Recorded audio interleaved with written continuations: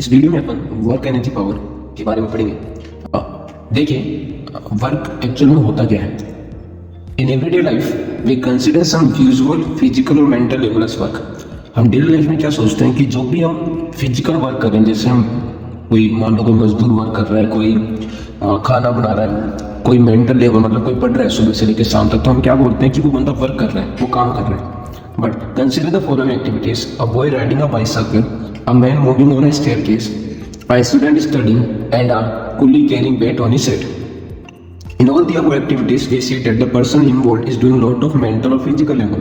इन सभी एग्जांपल्स में हम देख रहे हैं कि जो भी लड़का है, जो भी बंदा है, वो बहुत सारा वर्क कर रहा है। जैसे हमने बोला, एक कूली जो होता है, जो रेलवे स्टेशन पे सामान सीट के ऊपर रख के लेके जाता है, दिखने में तो यार लगता है ये बहुत सारा काम कर रहा है, बट अगर हम साइंस के डेफिनेशन में बोलेंगे तो उसने अभी तो कोई वर्क नहीं करा है। जो वर्क हम बोलते हैं और जो साइंस बोलता है, उन दोनों वर्क में बहुत बड़ा डिफरेंस होता है। We can say that all are doing work, but interestingly, in terms of science, they are neither doing a work or not doing any work. लेकिन हम बोलते हैं कि ये बंदा वर्क कर रहा है, काम कर रहा है, बट साइंस की लैंग्वेज में ये वर्क या तो बिल्कुल ही नहीं हो रहा है या फिर ना के बराबर हो रहा है। The meaning of work in science is different from the meaning in everyday life. जो हम डेली लाइफ में वर्क को बोलते हैं, उसका मीनिंग साइंस के टर्म्स में बिल्कुल अलग होता है। In this chapter we will discuss work scientifically. इस चैप्टर में हम वर्क को साइंस के अकॉर्डिंग डिस्कस करेंगे, साइंस क्या कहती है। By doing all the activities in day to day life, जो हम डेली लाइफ में एक्टिविटीज करते हैं, human beings and animals need energy which they require from food. हमें पता है वर्क करने के लिए हमें एनर्जी चाहिए। वो जो एनर्जी हमें कहाँ से मिलती है? फूड से मिलती है, रेस्पिरेशन के through. Requirement of energy depends on the type of work perform by living things. अब हमें कितनी एनर्जी चाहिए वो किस पे डिपेंड करती है? टाइप ऑफ वर्क, कि मैं कौन सा वर्क कर रहा हूँ। अगर वर्क ज्यादा कर रहे हो आप तो आपको एनर्जी ज्यादा चाहिए, वर्क कम करते हो आपको एनर्जी कम चाहिए। They use energy in working, jumping, writing, thinking etcetera. हम जो भी एनर्जी यूज कर रहे हैं, हमें किसके लिए चाहिए? वो वॉकिंग के लिए चाहिए होती है, जंपिंग के लिए चाहिए होती है, थिंकिंग के लिए, इन कामों में एनर्जी चाहिए।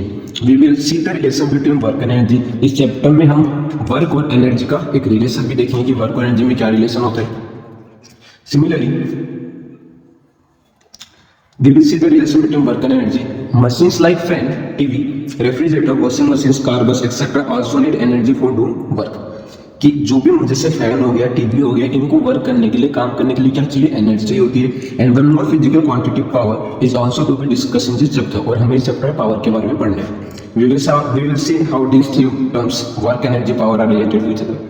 ये जो तीनों टर्म्स होती हैं, वर्क, एनर्जी एंड पावर, ये एक दूसरे से क्या होती है? इंटरलिंक होती हैं। तो हमें देखना है कैसे होती हैं। तो ये तो हमने पढ़ा है, बोलते हैं क्या बेसिक है। बेसिक हमने ये पढ़ा है। जो हम वर्क डेली लाइफ में बोलते हैं, जो साइंस वर्क बोलते हैं, इनकी डेफिनेशन टोटली अलग होती है, ध्यान रखना, ठीक है। अब सबसे पहले अपन स्टार्ट करते हैं work. Activities like checking copies by the examiner, एक एग्जामिनर कॉपी चेक कर रहा है, comma, typing by the typist on the computer, एक टाइपिस्ट जो कंप्यूटर पे टाइप कर रहा है, writing a book by the author, कोई ऑथर एक बुक राइट कर रहा है, are not considered as work in science. इन सबको साइंस की टर्म्स में वर्क कंसिडर नहीं करते हैं। वी विल सी भाई, आगे देखिए हम कैसे। Now consider situation. First situation होगा, पहला केस क्या अपने पास, a boy going to the market from his home on a bicycle। एक लड़का है जो अपने घर से मार्केट जा रहा है, किस पे जा रहा है? बाइसाइकिल पे। Second case, pulling a table from one corner of a room to another corner. आपने टेबल को एक कॉर्नर से दूसरे कॉर्नर तक लेके गए रूम के अंदर। Third, lifting a heavy load, आपने बहुत भारी सामान उठाया है। Fourth, you are going to the roof of the home with a book in your hand, आप घर की ग्राउंड फ्लोर से छत पे जा रहे हो और आपके हाथ में एक बुक है, उसको लेके जा रहे हो। Fifth, horse pulling the cart, horse क्या करता है? कार्ट को पुल कर रहा है, खींच रहा है। In all of the activities according to science, science के according यहाँ पे वर्क हुआ है, work is said to be done. We see that in all of the activities two things are common। देखो इन सब एक्टिविटीज क्या कॉमन है वो सुनिएगा। जब वो अपने घर से मार्केट में गया तो उसने कोई ना कोई डिस्टेंस कवर करा, कोई ना कोई डिस्प्लेसमेंट हुआ, ठीक है। इसका मतलब मैं क्या बोलूँगा, उसकी पोजीशन में चेंज आया। दूसरी बात, अगर इस बॉय को घर से मार्केट जाना तो बाइसाइकिल चलाने के लिए उसको बाइसाइकिल पे क्या लगाना पड़ेगा? फोर्स लगाना पड़ेगा। तो यहाँ पे दो चीजें आई मेरे पास, एक तो क्या है, जिसकी पोजीशन चेंज हुई, मतलब इसने डिस्प्लेसमेंट शो करा है, एक इस पे फोर्स लग रहा है। Pulling a table from one corner of a room to another, आपने रूम के एक कॉर्नर से एक टेबल को खिसकाया और दूसरे कॉर्नर तक लेके गए। तो क्या बोलोगे? एक तो आप उससे पुल कर रहे हो, सॉरी फोर्स लगा रहे हो, दूसरा वो डिस्प्लेसमेंट दिखा रही है, उसने मूव करा कुछ। तो दो चीजें होंगी। ऐसे लिफ्टिंग अ हैवी लोड, आपने एक भारी सामान को उठाया, तो मान लो पेंसिल नीचे रखी हुई है, सपोज करो भारी सामान में इसको उठाया, तो मैं कोई ना कोई फोर्स लगा रहा हूँ। इस फोर्स के लगाने से इस चीज ने डिस्प्लेसमेंट भी तो करा, पहले जमीन पे थी अब ये ऊंचाई पे आ गई। तो मैं क्या बोलूंगा, इस केस में मैंने वर्क करा है। तो सिंपल से केस है कि जब भी हम साइंस के टर्म में किसी वर्क को डिफाइन करते हैं तो हमें वहां पे दो चीज देखनी होती है, क्या वहां पे फोर्स आ रहा है और क्या उसने डिस्प्लेसमेंट शो करा है। तो इन सभी एक्टिविटीज में हम क्या बोलेंगे, एक तो फोर्स लग रहा है, फोर्स इज अप्लाइड, दूसरा and the body is having some displacement, और इस बॉडी ने कोई ना कोई डिस्प्लेसमेंट शो करा है।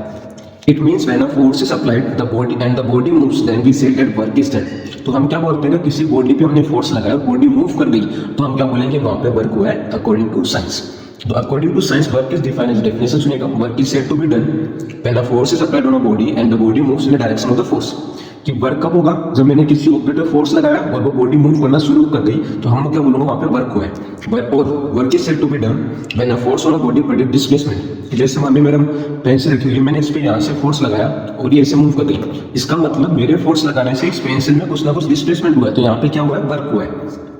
Two important condition for the work, यहाँ पे क्वेश्चन बनता है, तो क्या बोलोगे, एक तो हमारे पास फोर्स होना चाहिए और एक क्या होना चाहिए, डिस्प्लेसमेंट होना चाहिए। सपोज करो आपने एक ऑब्जेक्ट पे फोर्स लगाया, वहां पे डिस्प्लेसमेंट नहीं हुआ, मतलब क्या करूँ, पेंसिल में रखी हुई है, मैंने इस पेंसिल के ऊपर क्या करा, मैंने इस पे फोर्स लगा रहा हूँ, मैं मालूम है नीचे का फोर्स लगा रहा हूँ, मूव ही नहीं कर रही, तो फोर्स लगा रहा हूँ लेकिन इसमें कोई डिस्प्लेसमेंट नहीं हो रहा है, अपनी पोजीशन को चेंज नहीं करी, तो मेरा वर्क कितना हो गया, जीरो हो गया। सेकंड केस, कि अगर बॉडी में डिस्प्लेसमेंट तो हो रहा है कि पेंसिल मान लो यहाँ से इधर आ रही है, लेकिन मैंने इस पे कोई फोर्स लगाया, अपने आप आ रही है, तो उस केस में वर्क कितना बोलोगे, जीरो बोलोगे। तो वर्क के लिए हमें दोनों कंडीशंस का होना जरूरी है, फोर्स भी लगना चाहिए, वहां पे डिस्प्लेसमेंट भी होना चाहिए। तो उस कंडीशन में क्या होगा, वर्क को डिफाइन किया जा सकता है। अब देखिए, इफ एनी वन और बोथ आर एब्सेंट, कि या तो फोर्स या डिस्प्लेसमेंट या दोनों ही एब्सेंट है, दोनों ही नहीं हो रही, then no work is said to be done. For example, an author writing a book while sitting is doing a lot of mental labour, but since he is not moving so he is not doing any work according to physics. कि मैं इस book के ऊपर कुछ लिख रहा हूँ, तो लिख रहा हूँ, फोर्स लगा रहा हूँ, लेकिन क्या वो मेरी बुक कोई डिस्प्लेसमेंट शो कर रही है, नहीं, तो उस केस में क्या बोलूंगा, वहां पे कोई भी वर्क डन नहीं हुआ। Examples of work done, in pulling the table from one corner to the another, force is applied and the table moves, hence work is said to be done.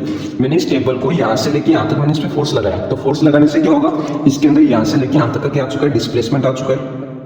तो जब भी किसी ऑब्जेक्ट पे force लगाने से displacement आता है, वहां पे क्या होगा, वर्क होगा। Second, lifting a book causes motion in the book in the direction of force, कि मैंने इस बुक को, मेरे हाथ में बुक नीचे रखी हुई है, मैंने उसको उठाया ऊपर, तो मैं क्या बोलूंगा, फोर्स लगाने से इसके अंदर मूवमेंट है, इसकी पोजीशन चेंज, तो वहां पे भी क्या होगा, वर्क किया जाएगा।